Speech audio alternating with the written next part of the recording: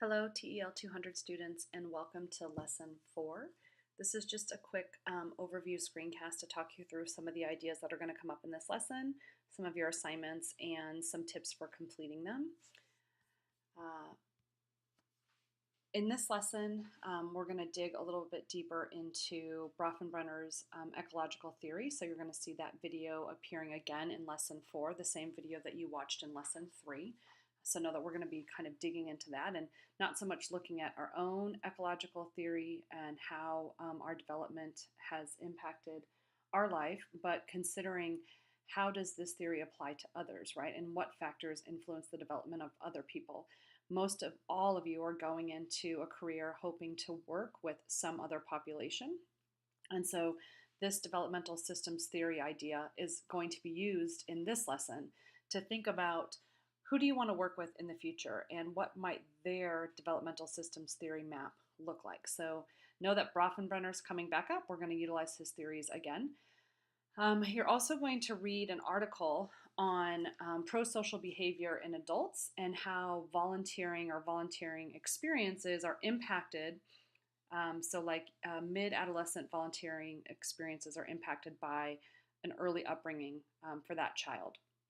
And so again, this article, Helping Others, is all about examining adolescents and kind of their experiences with volunteering, but it relates back to their development as a youth and the systems that are at play. They don't explicitly state Bronfenbrenner's theory, but when you read this article, you'll think about, oh yeah, they're mentioning ideas in the microsystem or in the mesosystem or in the exosystem. So they're basically talking about how systems are at play and they affect a learner or a volunteer at one point that you're going to see the effects later in life. So that's the article on Helping Others. Again, you can look at Bronfenbrenner's video again. Again, this week you're going to talk with your group and have a discussion on Blackboard and then submit a summary.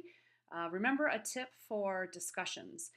When you post your initial post to the when you post your initial thread to the discussion board, you want to make sure that you're addressing the prompt, right? So in this week's prompt, it's asking you to consider where do you fit in, thinking about what we've already read, thinking about your profile, your experiences, your biases, and thinking about where do you fit in to your community, your culture, your faith, and describe where you think you fit in and how this impacts you.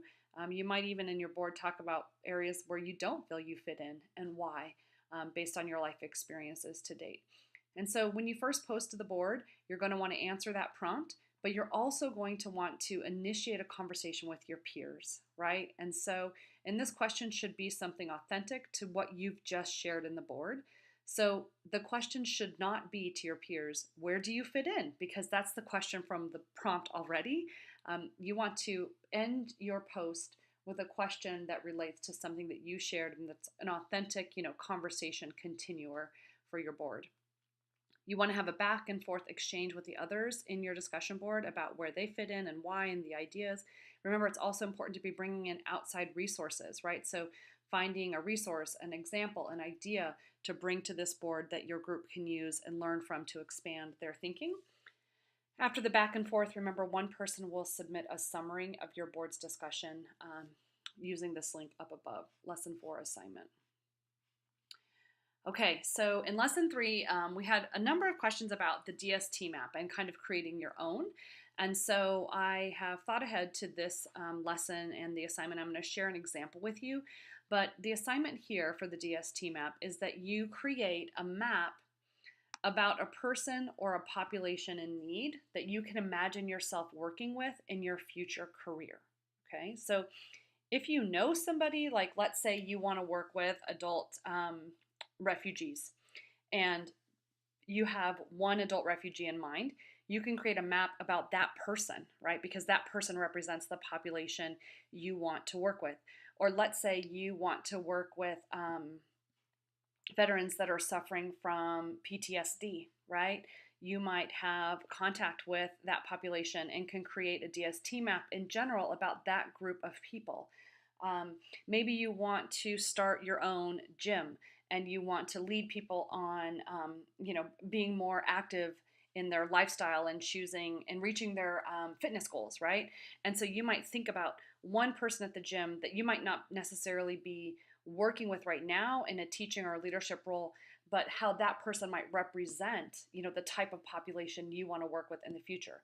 And so when you create your developmental systems theory map in this lesson, you can either have one person in mind or you can have a population of people in mind. And so I want to show you an example.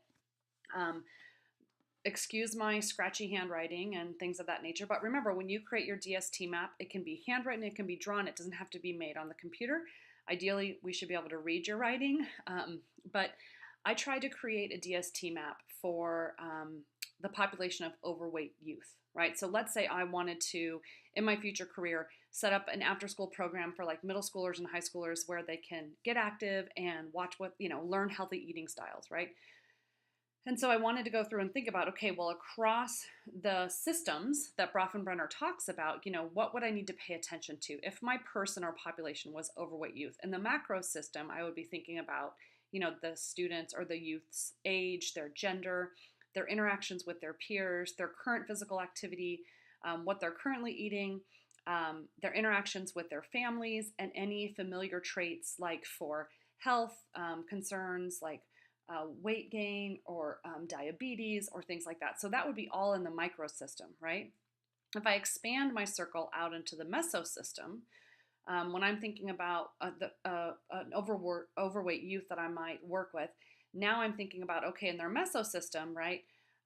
These are like the relationships that are happening around them that they might not be in direct relationship with, but that are going to have an impact on them. So some of the things that might be happening in a youth's life would be how much time do they have for activity, right? Some of their choices are for time are outside of their own making. Maybe their parents structure their time or school structures their time. So I might be looking at how much time do they actually have for physical activity. I might also be thinking about what types of food do the youth have access to, right? In their homes. The other thing that I might think about is their parents' weight and their parental preference for activity, for food intake, and then also any house rules. Like, are there rules in the home where students have or the youth have to, do a lot of chores or take care of another brother or a sister, or are there rules that either promote or take away from a healthy lifestyle? So that would be the mesosystem. And then moving out further, the exosystem, right? So thinking about maybe things that are in place at one layer further outside of the individual student or the individual youth. So thinking about what kind of school lunch options they have available to them, either before school or during school, right? Also thinking about what other school or before school, after school options they have for PE. Like, how often does the student or the youth have PE? Is it every day? Is it once a week? Do they have after school options that are free of charge, or do they cost money?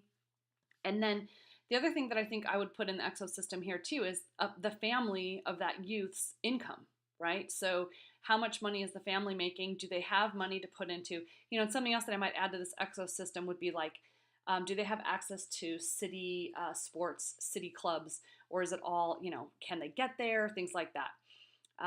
Okay, so then in the macro system, a few of the ideas that I thought might relate to my overweight youth, population would be their access to healthcare, their cultural values around food and eating, right? So is this a cultural group that puts heavy emphasis on eating a certain type of food on a regular basis? Do they eat big meals? Do they eat small meals? So what is the cultural value around food?